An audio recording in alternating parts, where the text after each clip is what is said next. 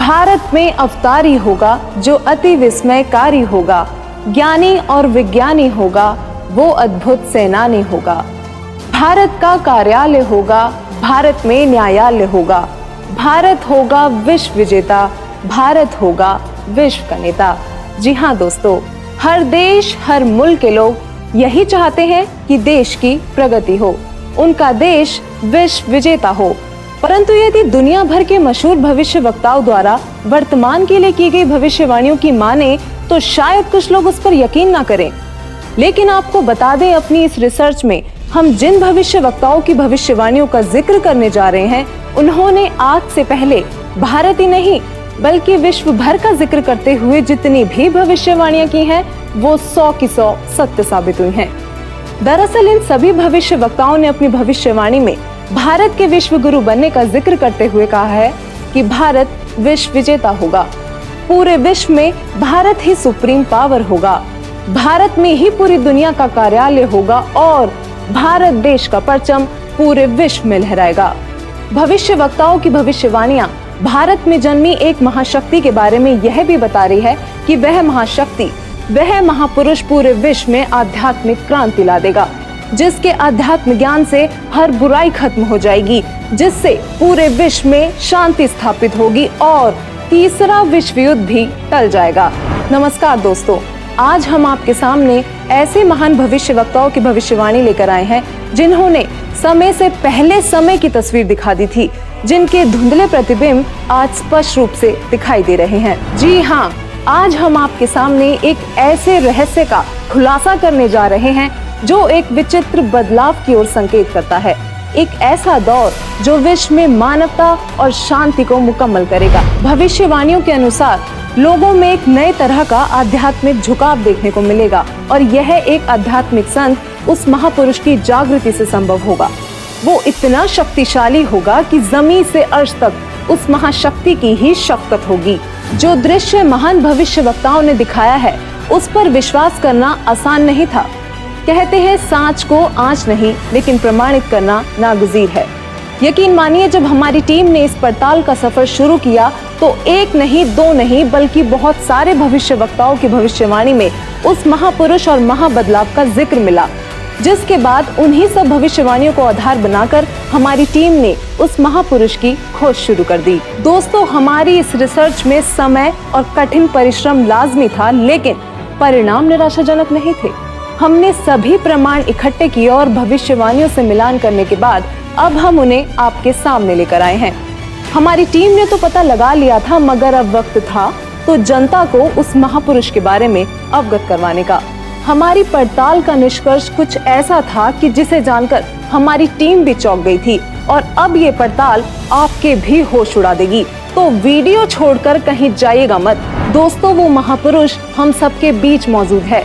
Video को अंत तक देखिए और जानिए कि कौन है वो महाशक्ति। दोस्तों, बहुत से लोगों ने इन भविष्यवाणियों को अपने हिसाब से किसी पर सेट करने की कोशिश की है।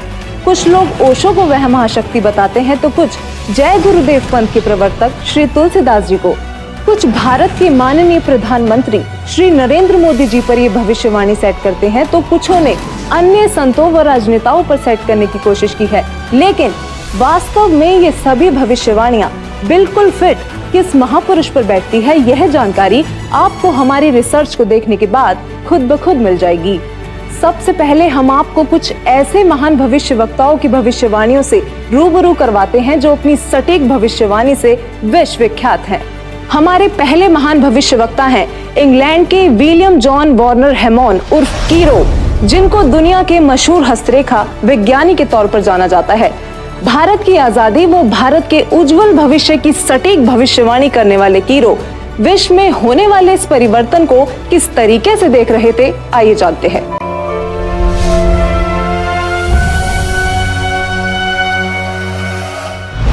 कीरो ने सन 1925 में लिखी पुस्तक में भविष्यवाणी की है 20वीं सदी अर्थात सन 2000 ईस्वी के उत्तरार्ध में जन्मा संत ही विश्व में नई सभ्यता लाएगा जो संपूर्ण विश्व में फैल जाएगी। भारत का वह एक व्यक्ति सारे संसार में ज्ञान की क्रांति ला देगा। इंग्लैंड के भविष्यवक्ता कीरो की भविष्यवाणी से हमें एक संकेत मिला कि जिस महापुरुष पर ये भविष्यवाणियां सेट होनी है उनका जन्म 1950 के बाद का होना चाहिए। तो चलिए अब चलते हैं नॉर्वे के श्री आनंद आचार्य जी की भविष्यवाणी की ओर, जिन्होंने पूरे गर्व के साथ अपनी भविष्यवाणी में भारत का जिक्र किया है।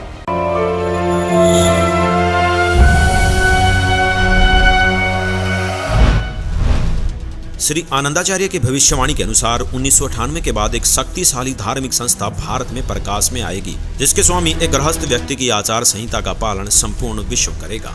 धीरे धीरे भारत औद्योगिक, धार्मिक और आर्थिक दृष्टि से विश्व का नेतृत्व करेगा और उसका आध्यात्मिक तत्वज्ञान ही पूरे विश्व को मान्य होगा। आनंद आचार्य जी की भविष्यवाणी से हमें एक और संकेत मिला कि वो महापुरुष गृहस्थी होगा। दोस्तों, ये कुछ ऐसी भविष्यवाणियां हैं जो शायद आपने कभी सुनी तो होंगी, लेकिन कभी उन पर गौर नहीं किया होगा। अब देखते हैं नवयुग के बारे में भविष्यवाणी करने वाले इजराइल देश के जाने माने भविष्यवक्ता प्रोफेसर हरार जी का क्या कहना है।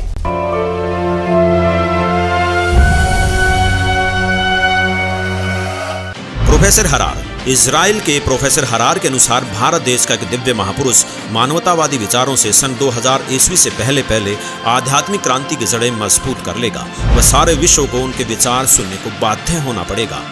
भारत के अधिकतर राज्यों में राष्ट्रपति शासन होगा, पर बाद में नेतृत्व धर्मनिष्ठ वीर लोगों पर होगा जो एक धार्मिक संगठन के आश्रित होंगे। अब बारी आती है फ्रांस के प्रसिद्ध भविष्यवक्ताओं की, जिनकी भविष्यवाणियां एकदम सटीक मानी जाती हैं। जो उन्होंने कह दिया वो पत्थर की लकीर हो गया। तो आइए देखते हैं कौन है ये भविष्यवक्ता और क्या थी इनकी भविष्यवाणियां। तो चलिए सबसे पहले बात करते हैं फ्रांस के महान भविष्यवक्ता डॉक्टर जूले वर्न की।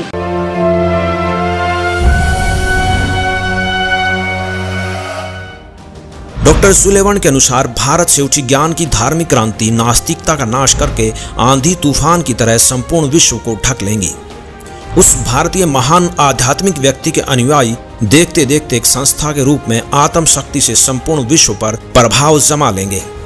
डॉक्टर जूले वर्न ने भी उस महापुरुष का जिक्र करते हुए भारत का नाम लिया है। इन्होंने स्पष्ट कर दिया कि वो महान शक्ति भारत से ही उजागर होगी और पूरे विश्व पर प्रभाव डालेगी। मैं सीना ठोक कर कहता हूँ, मेरे सायरन को कोई रोक नहीं पाएगा और वह जरूर आएगा। ऐसा कहना था महान भविष्यवक्ता मिशेल दी नॉस्ट्राडामस का, जो आज भी बहुत से लोगों के दिलों में अपनी जगह बनाए हुए हैं, जिनकी भविष्यवाणियों को आज तक कोई भी गलत सिद्ध नहीं कर पाया। उन्होंने जैसा कहा वही होता गया। नॉस्ट्राडामस ने अपनी भविष्यवाणी में होने वाले इस महान परिवर्तन की तफसील से व्याख्या की है। तो आइए देखते हैं क्या कुछ बताया उन्होंने अपनी भविष्यवाणी में।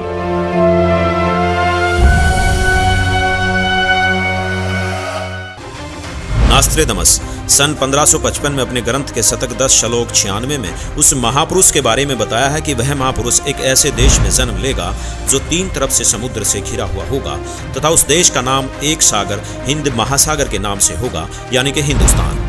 दोस्तों, विश्व में हिंदुस्तान ही ऐसा देश है जो 3 ओर से सागर से घिरा है तथा हिंदुस्तान ही एकमात्र देश है जिसका नाम किसी सागर के नाम से मेल खाता है, हिंद महासागर। फिर शतक 20 श्लोक 25 में कहा है कि वो महापुरुष हिंदुस्तान में पैदा होगा। वह महापुरुष एक ऐसे प्रांत में जन्म लेगा जिसमें 5 नदियां बहती हों। यह उल्लेख उन्होंने शतक 1 श्लोक 50 में किया है। दोस्तों, हिंदुस्तान में पंजाब ही एकमात्र ऐसा प्रांत है जिसमें 5 नदियां बहती हैं, जिनके नाम आपके सामने हैं। नदियों के नाम हैं सतलुज, व्यास, रावी, झेलम और चेनाब। नॉस्ट्राडामस ने शतक 5 श्लोक 41 में बताया है कि उस महापुरुष द ग्रेट शायरन की 4 संतानें होंगी, जिसमें 2 पुत्र और 2 पुत्रियां होंगी। उस महापुरुष के बारे में एक रहस्य उद्घाटन करते हुए नॉस्ट्राडामस ने शतक 5 श्लोक 41 में लिखा है कि उस महापुरुष की माताएं 3 बहनें होंगी। नॉस्ट्राडामस ने शतक 6 श्लोक 70 में लिखा है कि मैं छाती ठोक कर कहता हूँ कि वह महापुरुष ऐसा ज्ञान बताएगा जो आज से पहले किसी ने नहीं सुना होगा। उसके ज्ञान को सुनकर सभी विद्वान कहलाने वाले धर्मगुरुओं को नतमस्तक होना पड़ेगा। एक बेहद हैरान कर देने वाली भविष्यवाणी नॉस्ट्राडामस ने उस महान पुरुष को लेकर करते हुए शतक 1 श्लोक 50 में कहा है कि उस महापुरुष को देशद्रोह अथवा राष्ट्रद्रोही समझकर लोग नफरत करेंगे, लेकिन बाद में सच्चाई जानने के बाद उससे बेहद प्रेम करेंगे। उसके द्वारा स्थापित आदर्श और विचारों का बोलबाला हर जगह हो जाएगा। नॉस्ट्राडामस ने शतक 20 श्लोक 25 में कहा है कि वह न तो क्रिश्चियन ईसाई होगा न मुसलमान होगा, वह केवल हिंदू ही होगा। शतक 6 श्लोक 17 में नास्त्रोदामस ने कहा है कि वह महापुरुष पूरे विश्व का संचालक होगा, वह महापुरुष विश्व विजेता होगा। शतक 2 श्लोक 79 में बताया है कि वह महापुरुष अपनी सत्य साधना बताएगा तथा इस क्रूर भूमि अथवा काल लोक से मुक्त करवाएगा। शतक 1 श्लोक 50 में कहा है कि वह महान पुरुष अपने ज्ञान के बल से सब राष्ट्रों को नतमस्तक कर देगा। मैं नास्त्रोदामस आपको स्पष्ट कर दूं कि उस महान संत की उपेक्षा न करें। उस महान संत को आराध्य देव मानकर उसकी पूजा करना आपके लिए बहुत हितकारी होगा, क्योंकि वह आदि पुरुष परमेश्वर का अंश दुनिया का तारणहार होगा। प्रसिद्ध भविष्यवक्ता नॉस्ट्राडामस जी की भविष्यवाणी से काफी हद तक यह स्पष्ट हो गया था कि उस महापुरुष की क्या पहचान है। हमारी टीम ने उनके बताए हुए हर उस पॉइंट को नोट किया जो हमें महापुरुष की ओर ले जा सकते थे, और इन सभी तथ्यों को मद्देनजर रखते हुए हम आगे बढ़े और अपनी पड़ताल में अन्य भविष्यवक्ताओं की भविष्यवाणियां भी खंगालना शुरू किया। विकसित तथा विकासशील देशों में शुमार अमेरिका, वहां पर भी भारत और उस अवतारी पुरुष का जिक्र हुआ। तो चलिए अब रुक करते हैं अमेरिका के भविष्यवक्ताओं की भविष्यवाणियों का, जो इस प्रकार हैं। अमेरिका के न्यू जर्सी शहर की मूर्धन्य भविष्यवक्ता फ्लोरेंस, जो कि अपनी सटीक भविष्यवाणी से विश्व प्रसिद्ध हैं तथा जिनकी भविष्यवाणियों से भारत उम्मीद की किरण नजर आता है। दरअसल इस महिला भविष्यवक्ता ने उस महापुरुष के बारे में ऐसे ऐसे रहस्य खोले हैं जिन्हें सुनकर आप भी अचंभित रह जाएंगी।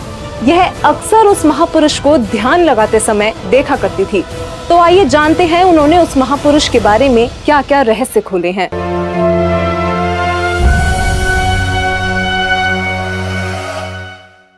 भविष्यवक्ता फ्लोरेंस ने अपनी लिखी पुस्तक golden light of new era में 1960 में लिखा है कि जब मैं ध्यान लगाती हूँ तो अक्सर एक संत को देखती हूँ।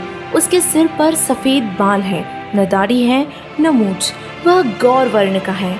उनके ललाट पर आकाश से एक नक्षत्र के प्रकाश की किरणें निरंतर बरसती रहती हैं। मैं देखती हूँ कि वह संत अपनी कल्याणकारी विचारधारा तथा अपने सच्चरित्र प्रबल अनुयायियों की शक्ति से संपूर्ण विश्व में नए ज्ञान का प्रकाश फैला रहे हैं।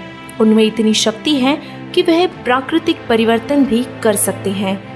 मैं उस पवित्र स्थान पर एक प्रचंड तपस्वी को देख रही हूँ, जिसका तेज बड़ी ही तेजी से फैल रहा है। मनुष्य में सोए दैवत्व को जगाने तथा धरती को स्वर्ग जैसा बनाने के लिए वह संत दिन रात प्रयत्न कर रहे हैं। भविष्यवक्ता फ्लोरेंस बताती हैं कि मैं भविष्य के विषय में एक बहुत ही महत्वपूर्ण बात बता रही हूँ। 20वीं शताब्दी के अंत में भारतवर्ष से एक प्रकाश निकलेगा। यह प्रकाश पूरी दुनिया को उन दैविक शक्तियों के विषय में जानकारी देगा जो अब तक हम सभी के लिए रहस्यमय बनी हुई है। एक दिव्य महापुरुष द्वारा यह प्रकाश पूरे विश्व में फैलेगा। वह सभी को सतमार्ग पर चलने की प्रेरणा देगा। समस्त दुनिया में एक नई सोच की ज्योति फैलेगी। जब मैं ध्यान अवस्था में होती हूँ तो अक्सर यह दिव्य महापुरुष मुझे दिखाई देते हैं। फ्लोरेंस ने बार बार इस संत या दिव्य पुरुष का जिक्र किया है।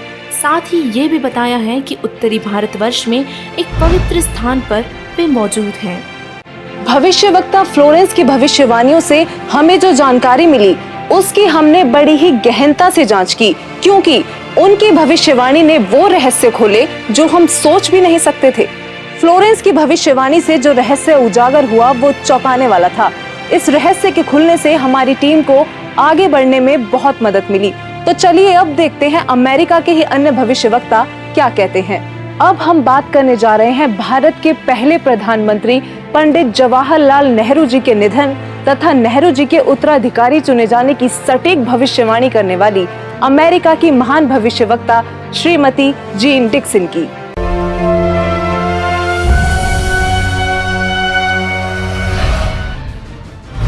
अमेरिका की महिला भविष्यवक्ता जीन डिक्सन में भविष्य दर्शन की जबरदस्त प्रतिभा थी। उनके अनुसार 20वीं सदी के अंत से पहले विश्व में एक घोर हाहाकार तथा मानवता का संहार होगा। वैचारिक युद्ध के बाद आध्यात्मिकता पर आधारित एक नई सभ्यता संभवतः भारत के ग्रामीण परिवार के व्यक्ति के नेतृत्व में जमेगी और संसार से युद्ध को सदा सदा के लिए विदा कर देगी। जीन डिक्सन की भविष्यवाणी से हमें एक और संकेत मिला कि वो महापुरुष ग्रामीण परिवार से होगा जिसके अभिनेतृत्व में भारत भौतिक, आध्यात्मिक तथा राजनीतिक दृष्टि में तीव्रता से प्रगति करेगा। दोस्तों, अब हम उस महापुरुष के बेहद करीब थे, तो चलिए आगे बात करते हैं तीसरे विश्व युद्ध की भविष्यवाणी करने वाले अमेरिका के ही महान भविष्यवक्ता एंडरसन की, जिनकी भविष्यवाणियों ने रेखा अंकित प्रतिबिंब को प्रत्यक्ष कर दिया। आइए देखते हैं।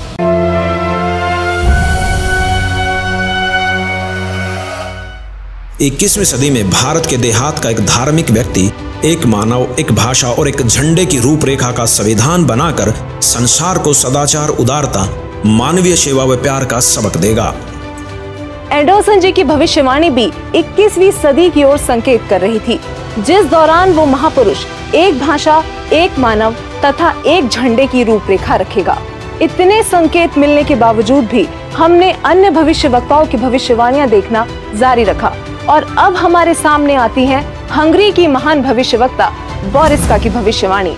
बोरिस्का का नाम भी भविष्यवक्ताओं की सूची में अव्वल है, जो विकसित अनचेतना से संपूर्ण जगत की भूतकालीन तथा भावी गतिविधियों को देख पाने में सक्षम थी।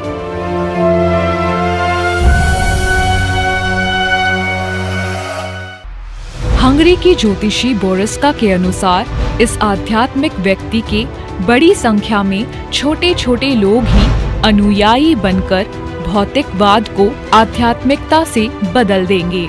मैं जानती हूँ कि जरूर इस वक्त आपके जहन में बहुत सारे सवाल आ रहे होंगे, लेकिन फिर भी बस एक बार धैर्य पूर्वक इस पूरी पड़ताल को देखते रहिए। यकीनन आपके सारे सवालों के जवाब आपको खुद ब खुद मिल जाएंगे। तो आइए आगे बढ़ते हैं और बात करते हैं महान भविष्यवक्ता वेजलेटिन की, जिनकी भविष्यवाणियां अक्सर अविश्वसनीय तथ्यों की उद्घोषणा करती हैं और जब वह पूर्ण सिद्ध होती हैं तो लोग विस्मित रह जाते हैं।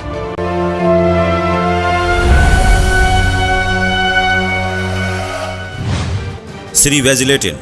भविष्यवक्ता श्री वेजलेटिन के अनुसार 20वीं सदी के उत्तरार्ध में सन 1950 के पश्चात विश्व में आपसी प्रेम का अभाव, मानवता का हास, माया का संग्रह की दौड़, लूट व राजनेताओं का अन्यायी हो जाना आदि आदि बहुत से उत्पात देखने को मिलेंगे।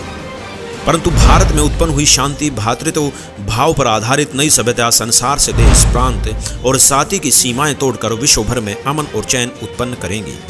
भविष्यवक्ता वेजलेटिन ने अपनी भविष्यवाणी में आज की स्थिति का बखूबी जिक्र किया है। उन्होंने कहा है कि जहां लोगों में आपसी प्रेम का अभाव हो जाएगा, मानवता का ह्रास शुरू हो जाएगा, राजनेता अन्यायी हो जाएंगे और धन कमाने की दौड़ लगी होगी, पूरी दुनिया में अशांति का माहौल होगा, तब वह महापुरुष अपने आध्यात्मिक विचारों से शांति लाएगा। इस हाहाकार को मिटाने वाला महापुरुष बहुत ही जल्द पूरे विश्व में शांति लाएगा। दोस्तों, भविष्यवाणियों की पड़ताल का ये सफर हमारे लिए किसी चक्रव्यूह से कम नहीं था, लेकिन हमें यकीन था कि कहीं ना कहीं ये सफर हमें हमारी मंजिल तक जरूर पहुंचा देगा और ऐसा ही हुआ। क्योंकि वो महापुरुष भारत से है, तो विदेशों के इन सभी भविष्यवक्ताओं की भविष्यवाणियों से जो जो संकेत हमें मिलते गए, उन पर गौर करते हुए अब हम भारत के भी कुछ संतों की भविष्यवाणियों पर ध्यान देने लगे। तो चलिए सबसे पहले बात करते हैं सिख धर्म के गुरु श्री गुरु नानक देव जी की, जिनके बारे में हमें ज्यादा बताने की जरूरत नहीं, क्योंकि सब उनसे बखूबी परिचित हैं। उनकी पुस्तक जन्म साखी भाई बालेवाली में एक ऐसी भविष्यवाणी मिली है जो ये स्पष्ट करती है कि वो महापुरुष कौन होगा। तो आइए देखते हैं क्या है ये भविष्यवाणी।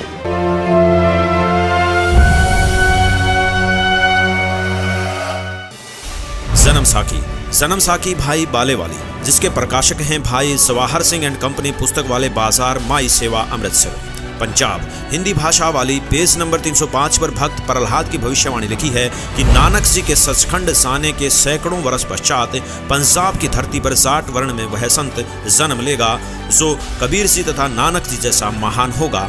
उसका प्रचार क्षेत्र बरवाला शहर होगा।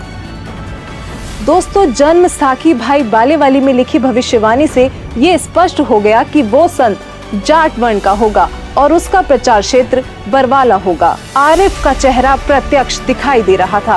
हम करीब थे उस महापुरुष के जो रिवायतें बदलने में सक्षम थे।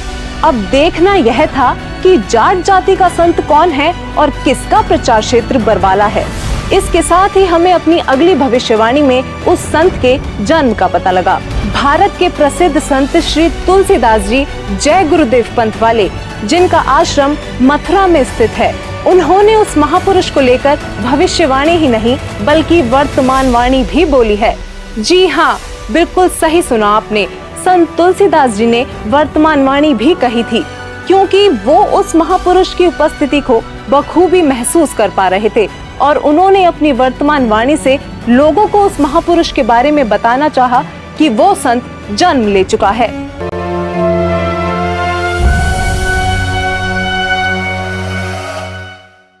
श्री तुलसीदास जी उर्फ जय गुरुदेव जी ने 7 सितंबर 1971 में भविष्यवाणी की थी, जो अपनी शाकाहारी पत्रिका में पेज नंबर 50 में लिखी है कि वह अवतार जिसकी लोग प्रतीक्षा कर रहे हैं वह 20 वर्ष का हो चुका है।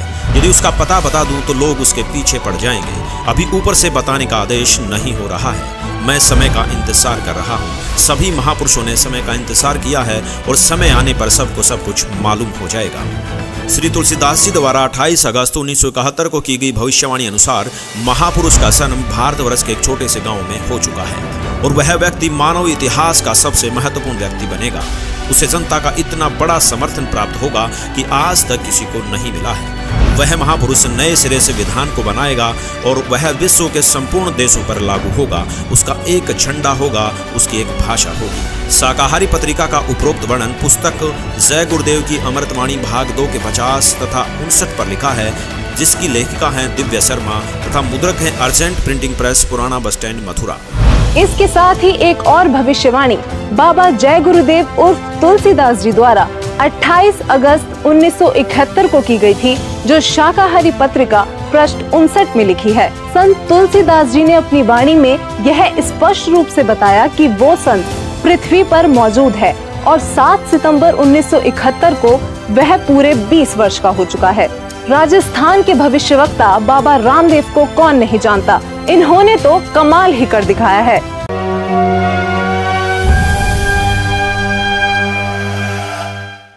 बाबा रामदेवराज जी ने अपनी पुस्तक 24 प्रमाण में लिखा है कि वो संत जाट जाति से होगा, वह तारणहार कलयुग में सतयुग लाएगा। उस संत की एक पहचान और भी होगी कि वह कबीर देव के गुण गाएगा। वो संत चारों वेदों के अनुसार ज्ञान बताएगा तथा सूक्ष्म वेद सारे ज्ञान का आधार होगा और वह तारणहार संत हरियाणा में होगा। दोस्तों, बाबा रामदेव जी ने भी अपनी भविष्यवाणी में ये संकेत दिए हैं कि वो संत जाट जाति से होगा, हरियाणा प्रदेश में जन्म लेगा, चारों वेद तथा सूक्ष्म वेद से ज्ञान बताकर कबीर देव के गुण गाएगा। दोस्तों, कलयुग में सतयुग जैसा माहौल देखने वाले योगी नारायण जी को शायद आप ज्यादा ना जानते हो, लेकिन दक्षिण भारत के इस भविष्यवक्ता ने ऐसी भविष्यवाणी की हैं जो आपको सोचने पर मजबूर कर देंगी।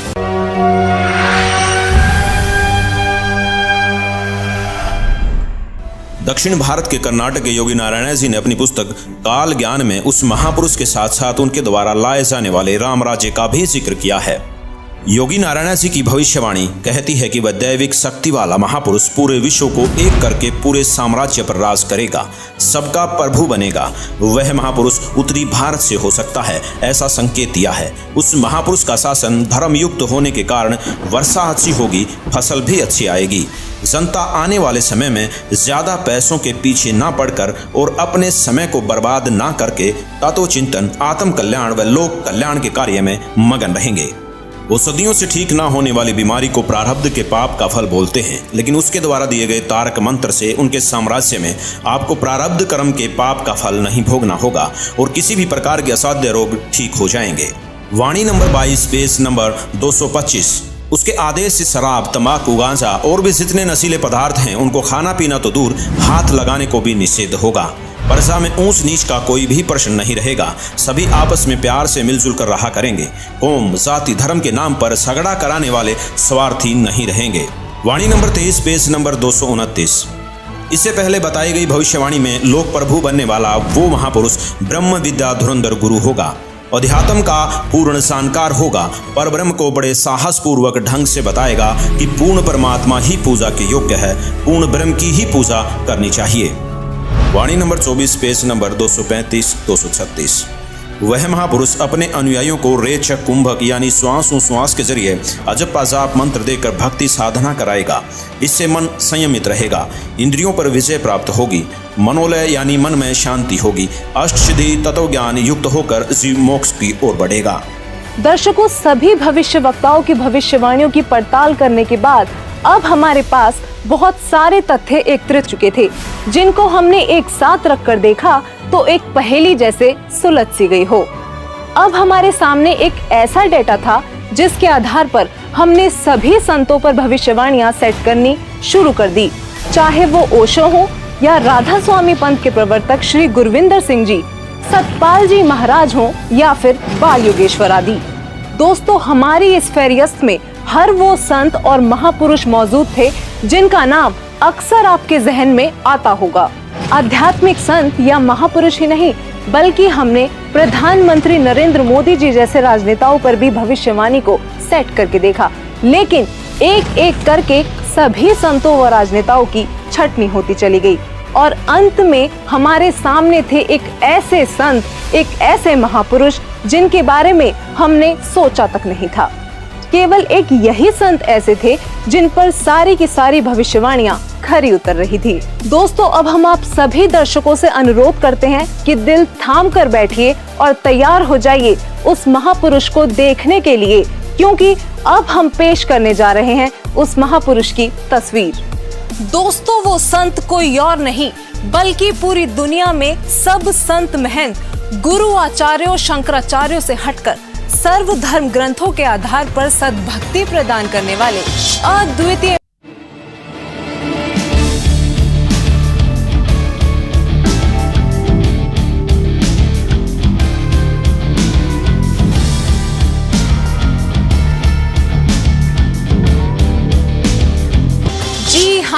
यही है वो महापुरुष जिनके विषय में देश और विदेशों के महान भविष्यवक्ताओं ने भविष्यवाणियां की हैं। दोस्तों, हमने इस सफर की शुरुआत में ही बताया था कि परिणाम आपको चौंका देगा। यकीनन संत रामपाल जी ही वो महापुरुष हैं जिन पर सभी भविष्यवाणियों का हर एक तथ्य पूरी तरह से फिट हो रहा था। अब बस आप वीडियो को अंत तक देखते जाइए, क्योंकि अब हम बारी बारी सभी भविष्यवाणियों को संत रामपाल जी से जोड़कर दिखाएंगे, जिससे आप स्वयं ये निर्णय कर लेंगे कि हमारी रिपोर्ट सही है या नहीं। तो चलिए सबसे पहले बात करते हैं उस पृष्ठभूमि की जहां वो महापुरुष अवतरित हुए। नोस्ट्रेदामस के अनुसार वह महापुरुष ऐसे देश से होगा जो 3 तरफ से समुद्र से घिरा होगा और उस देश का नाम भी एक सागर हिंद महासागर के नाम पर होगा, यानी कि हिंदुस्तान। अमेरिका की भविष्यवक्ता फ्लोरेंस और जीन डिक्सन का कहना है कि प्राकृतिक परिवर्तन भी कर सकने वाला वह महापुरुष उत्तर भारत के ग्रामीण परिवार में होगा। 28 अगस्त 1971 को जय गुरुदेव पंथ के प्रवर्तक श्री तुलसीदास जी ने भी उस महापुरुष का उल्लेख करते हुए कहा है कि उनका जन्म भारतवर्ष के एक छोटे से गांव में हो चुका है।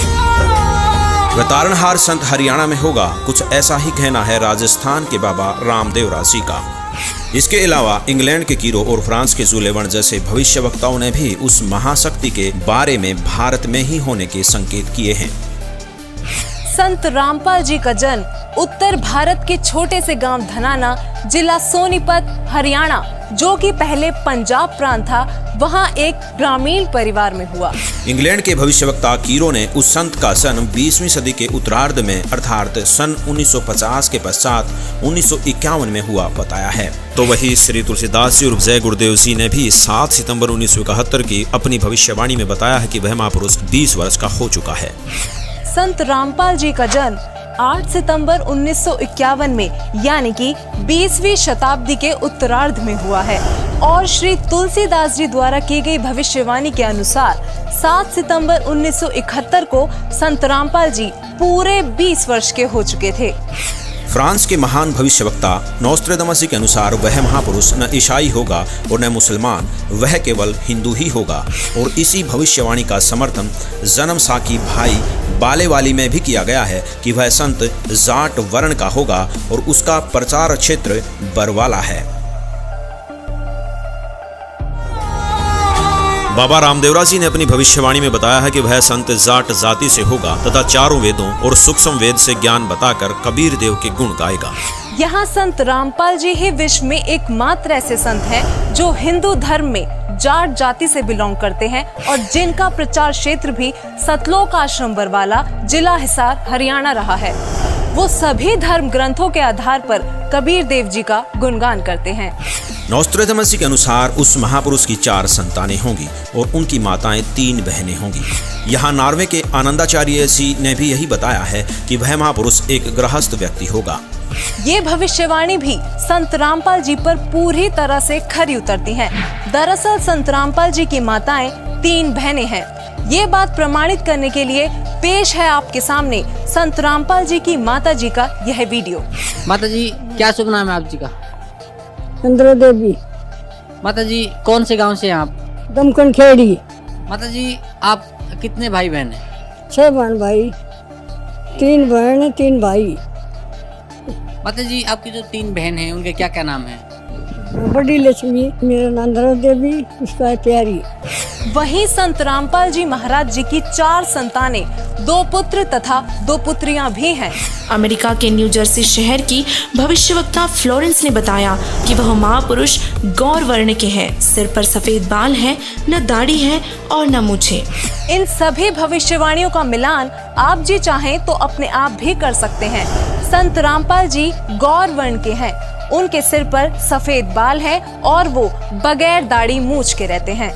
एक आश्चर्यचकित भविष्यवाणी करते हुए फ्रांस के नोस्ट्रेदामस जी कहते हैं कि प्रथम तो लोग उस महापुरुष को देशद्रोही अथवा राष्ट्रद्रोही समझकर नफरत करेंगे, लेकिन बाद में सच्चाई जानकर बेहद प्रेम करेंगे। दोस्तों, 2014 में संत रामपाल जी पर देशद्रोह का झूठा केस भी लगाया गया, लेकिन आज संत रामपाल जी की लोकप्रियता लोगों के सिर चढ़कर बोल रही है।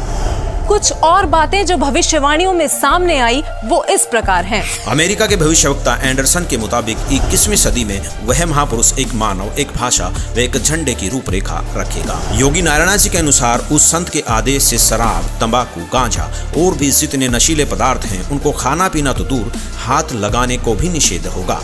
प्रजा में ऊंच नीच का कोई प्रश्न नहीं रहेगा। सभी प्यार से आपस में मिलजुल कर रहा करेंगे और वह महापुरुष रेचक कुंभक यानी श्वास उश्वास के जरिए अजब पाजाब मंत्र देकर भक्ति साधना कराएगा। वह पूर्ण परमात्मा को ही पूजा के योग्य बताएगा। दोस्तों, संत रामपाल जी श्वास उश्वास की क्रिया बताकर केवल पूर्ण परमात्मा की भक्ति कराते हैं। संत रामपाल जी से नाम दीक्षा लेकर करोड़ों भक्त उनके आदेश अनुसार नशीली वस्तुओं को हाथ तक नहीं लगाते और ना ही किसी जाति पाति धर्म मजहब में भेदभाव करते हैं, क्योंकि संत रामपाल जी कहते हैं, जीव हमारी जाति है, मानव धर्म हमारा, हिंदू मुस्लिम सिख ईसाई कोई धर्म नहीं है न्यारा। अमेरिका की ही भविष्यवक्ता फ्लोरेंस बताती हैं कि वह संत अपनी कल्याणकारी विचारधारा तथा अपने सच्चरित्र प्रबल अनुयायियों की शक्ति से पूरे विश्व में नए ज्ञान का प्रकाश फैला रहा है। फ्रांस के भविष्यवक्ता डॉक्टर जुलेवन के अनुसार भारत से उठी ज्ञान की धार्मिक क्रांति नास्तिकता का नाश करके आंधी तूफान की तरह संपूर्ण विश्व को ढक लेगी। उस महापुरुष के अनुयायी देखते देखते एक संस्था के रूप में संपूर्ण विश्व पर प्रभाव जमा लेंगे। फ्रांस के ही भविष्यवक्ता नोस्ट्रेदामस जी ने शतक 6 श्लोक 70 में लिखा है, मैं छाती ठोकर कहता हूँ कि वह महापुरुष ऐसा ज्ञान बताएगा जो आज से पहले किसी ने नहीं सुना होगा। उसके ज्ञान को सुनकर सभी विद्वान कहलाने वाले धर्मगुरुओं को नतमस्तक होना पड़ेगा। अब इन सारी भविष्यवाणियों से तो हमारी सुई केवल संत रामपाल जी पर आकर ही टिक गई। कारण था उनके अनुयायी। दोस्तों, संत रामपाल जी के अनुयायियों ने अपने गुरुदेव जी द्वारा बताए जा रहे ज्ञान को जन जन तक पहुंचाने के लिए व्हाट्सएप, फेसबुक, ट्विटर आदि सोशल मीडिया के हर एक प्लेटफॉर्म से लेकर इंटरनेशनल टीवी चैनलों और बुक्स आदि के माध्यम से पूरे विश्व में तहलका मचा रखा है। संत रामपाल जी ने अद्वितीय ज्ञान बताया है, जिसके आधार पर संत रामपाल जी की काफी धर्म गुरुओं, संतों, महंतों, आचार्यों, शंकराचार्यों के साथ आध्यात्मिक ज्ञान चर्चा हुई है, जिनको देखने के बाद हमें लगा कि भविष्यवाणियों के अनुसार केवल संत रामपाल जी ही वो संत हैं जिनके ज्ञान को सुनकर सभी विद्वान कहलाने वाले धर्म गुरुओं को एक ना एक दिन नतमस्तक होना ही पड़ेगा। ये सभी संत रामपाल जी के साथ हुई ज्ञान चर्चा में हारते प्रतीत हुए।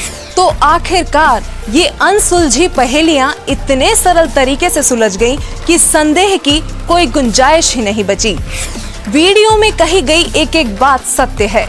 यकीनन संत रामपाल जी ही वो महापुरुष हैं जो धरती को स्वर्ग बनाने के लिए दिन रात प्रयत्न कर रहे हैं।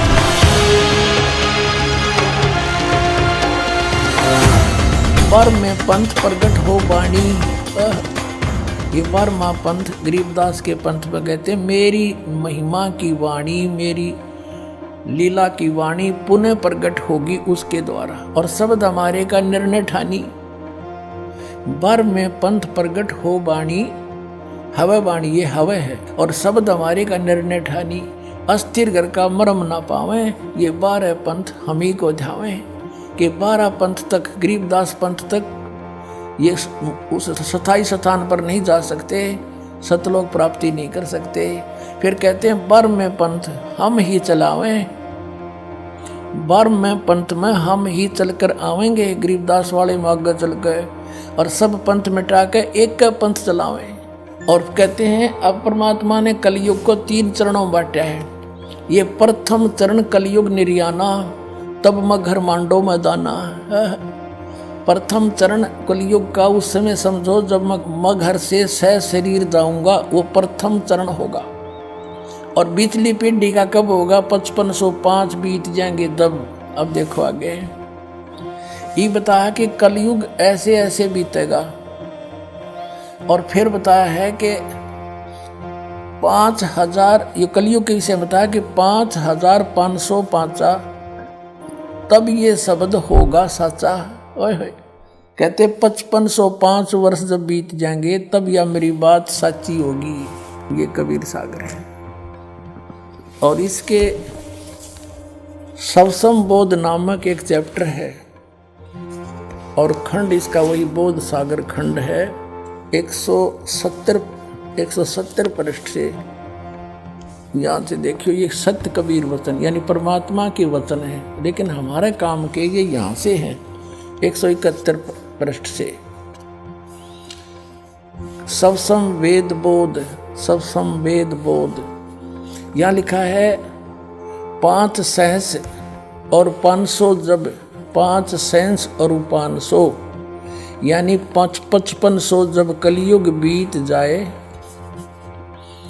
महापुरुष फरमान तब जग तारण को आए। अब 5 सहस और 500 यानी 5500 जब कलयुग बीत जाए, महापुरुष फरमान तब जग तारण को आए। 5500 जब कलयुग बीत जाएगा तब एक महापुरुष संसार का उद्धार करने के लिए आएगा, और उसके पास सही फरमान होगा। फरमान माने वो मंत्र जाप आदेश। हिंदू तुर्क आदिक सब जेते जीव जहान, और सत्य नाम की साख गहें वो पावे पद निर्वाण। अब क्या बताया है कि हिंदू तुर्क, हिंदू और मुसलमान जो अलग अलग होंगे, और फिर और भी जो होंगे जैसे सिख और ईसाई आदिक यानी सभी जेते जीव जहान, सतनाम की साख गए ये पावे पद निर्वाण। तो निर्वाण माने मोक्ष, मोक्ष पद पाएंगे सब के सब वो सतनाम प्राप्त करके इस दास से, महापुरुष से। जैसे परमात्मा ने कहा था उस कबीर वाणी में कि सभी पंथों को मिटा के एक पंथ चलाऊंगा, उसके विषय में फिर दोहराया है कि वो कैसे एक होंगे। यथा सरित गण आप ही मिले सिंधु में धाये, सत सुकृत के मध्य में सभी पंथ समाये। क्या बताया कि जैसे सरित गण यानी नदियों का, नदियां, सरित गण माने नारी नारी नदी, और आप ही उस समुद्र में जाकर वेग धाय माने शीघ्रता से मिल जाती हैं फटाफट। ऐसे उस सत सुकृत यानी उस सच्चे पंथ के मध्य जो हम चलाएंगे, उसमें तिमी माने उसमें सब ऐसे ही समाये जैसे सरिता दरिया अपने आप समुद्र में सपीडते में जाकर मिल जाती, एक हो जाते हैं। ऐसे सत सुकृत के मध्य सब पंथ समाये, सब एक हो जाएंगे। अब क्या बताते हैं परमात्मा धर्मदास, जो मैंने ये सवसम वेद में जो लिख दिया जो वचन बोले हैं ये जब लग पूर्ण होए नहीं ठीके को तिथिवार। ये ठीक क्या होती है? जैसे हमारे पहले पुराने समय में हम छोटे छोटे थे जब यूं कहा करते कि एक व्यापारी भैंस ले गया और पैसे ना देता, आगे से आगे ठीक बता रहा है, आगे तागे समय धर रहा है, पैसे नहीं दे रहा। तो इस प्रकार यहाँ वो बताया है कि यो मैंने जो ठीक दर रखी है ना, ठीक वो निर्धारित समय कर रखा है कि धर्मदास जब तक वो समय नहीं आएगा ना तब तक तो ये मेरी बात ये सब संवेद में लिखी हुई निराधार महसूस होंगी जो कपटी लोगों को। लेकिन जब वो समय ठीक का आ जाएगा ना, जब देखिए ढूंढा पाटेगा। अब देखो, अब हम फिर आगे कि जब लग पूर्ण होए नहीं ठीक को तिथिवार और कपट चातुरी तब लो यो सब संवेद निर्धार। कहते हैं तब तक तो मेरे द्वारा ये बात कही गई सब संवेद वाली, ये गुप्त ज्ञान, सब संवेद माने गुप्त ज्ञान जो पहले भी अब भी कहा है। तो ये निराधार महसूस होगा जब लग पूर्ण होए नहीं ठीका, जो ठीक को तिथिवार यानी ठीक उस निर्धारित धरे हुए निर्धारित किए हुए समय की जो समय नहीं आएगा तब तक तो मेरा यो ज्ञान निराधार महसूस होगा। जब वो समय आ जाएगा ठीक का, जो है ठीक का दिन आवंत, युगंत लिखा आवंत, तो क्या होगा? सब ही नारी नर शुद्ध, सब कपट छोड़ के बुराई त्याग देंगे सब नर नारी। और जब ठीक का दिन आवंत और कपट चातुरी छोड़ के वो शरण कबीर गहनत।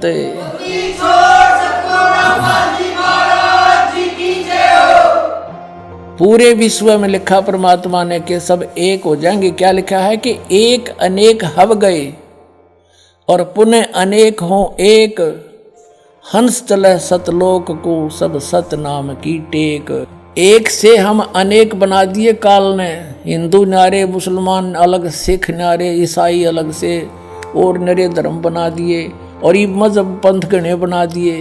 कहते हैं जैसे हम एक से अनेक हो गए और पुनः फिर हम अनेक से एक होवांगे, पुनः अनेक हो एक और हंस चले सतलोक को सब सत नाम की टेक। ओए होए के सभी सतलोक में चले जाएंगे सतनाम प्राप्ति करके। इस दास से इससे पहले राधा स्वामी पंथालय ने सतनाम का कह ख का भी पता कोई ना, ये काल के दूत थे इसलिए छुपा कर रखी भगवान ने, उनको सतनाम का नहीं पता यू खान का है पीण का।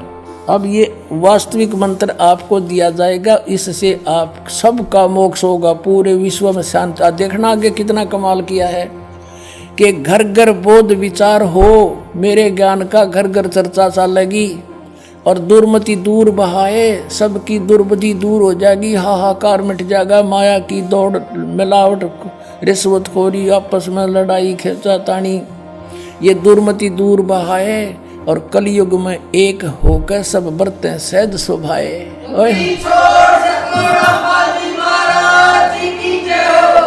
तो 2000 सन में 5508 वर्ष कलयुग बीत गया। अब हम पीछे चले 5505 निकालने के लिए। 1997 में 5505 कलयुग बीता, 1999 में 5507 हो गया और 1998 में 6 हो गया, 1997 में 5505 वर्ष कलयुग बीत गया। और उस समय इस दास को 1997 में 10 बजे इस शुक्ल फागुन की उतरते की एकम के दिन 1997 में दास को परमात्मा पुनः मिले थे। उसमें आदेश दे दिया था कि अब समय आ गया है इस सतनाम की को उजागर कर देने का, बेटा कर दे। और मुझसे कहा था कभी किसी को जिक्र ना करना कि मेरे मिलन का समय आने पर बता। लेकिन दास ने लिख दिया था एक पुस्तक में, अभी दिखाते हैं आपको, बहुत पहले। ये पुस्तक है आध्यात्मिक ज्ञान गंगा, ये सन 2009 से चल रही है। और 2005 में दास ने एक पुस्तक लिखी थी भक्ति और भगवान, उसमें भी लिख दिया था। अब देखना, ये आध्यात्मिक ज्ञान गंगा ये यहाँ अपने इस दास के द्वारा इसका सब सदग्रंथों के आधार से, इसके आधार से ये बनाई है। अब इसके पृष्ठ नंबर 538 पे ये है आध्यात्मिक ज्ञान गंगा और यथार्थ कबीर पंथ परिचय नामक विषय है। 538 पर यहाँ देखा, मुझ दास रामपाल दास को परमेश्वर कबीर साहिब जी संवत 2053 फाल्गुन मास शुक्ल पक्ष एकम मार्च 1997 को दिन के 10 बजे मिले थे। सार शब्द की वास्तविकता तथा संगत को दान करने का सही समय संकेत देकर अंतर्ध्यान हो गए थे और इसको अगले आदेश तक रहस्य युक्त रखने का आदेश दिया था। किसको? कि मैं मिला।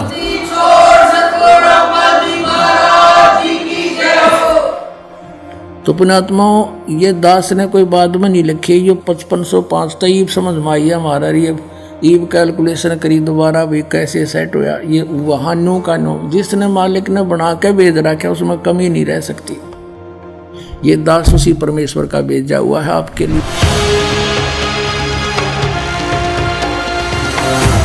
तो क्या संत रामपाल जी महाराज की शरण में आने के बाद आपको कोई लाभ हुए?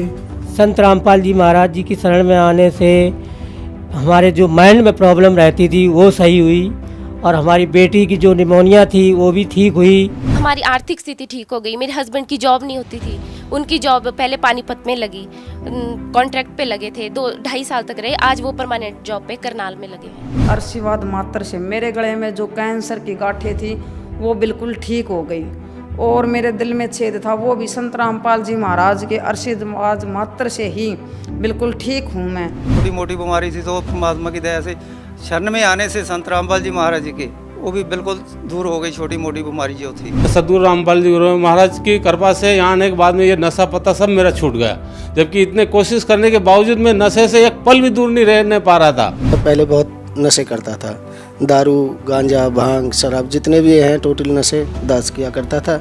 संत रामपाल जी की शरण में आने से पहले सबसे पहले तो मुझे एक लाभ हो गया, नशे छूट गए। कैंसर की बीमारी बिना ऑपरेशन बिना कुछ दवा के संत रामपाल जी महाराज जी ने चरणामृत प्रसाद दिया और आशीर्वाद दिया और भक्ति ज्ञान दिया और उसके बाद मैं तंदुरुस्त हूँ और दिन में अपना सब कुछ खाता हूँ, मुझे कोई समस्या नहीं है। सबसे बड़े लाभ ये हुआ है कि मेरे पापा जी हैं जिनको डायबिटीज़ बहुत ज़्यादा ही रहती थी कि 500 से नीचे उतरने वाली डायबिटीज़ आज एकदम नॉर्मल है। गुरुदेव संत रामपाल जी महाराज से नाम दीक्षा लेने के बाद सदगुरुदेव जी ने ऐसे दया करी कि जिस दिन मैंने नाम दीक्षा ली उसी दिन 5 साल से यानी रोटी नहीं खाई थी, लेकिन उसी दिन मैंने 4-5 रोटी खाई और मेरा जलन का रोग समाप्त होने लगा।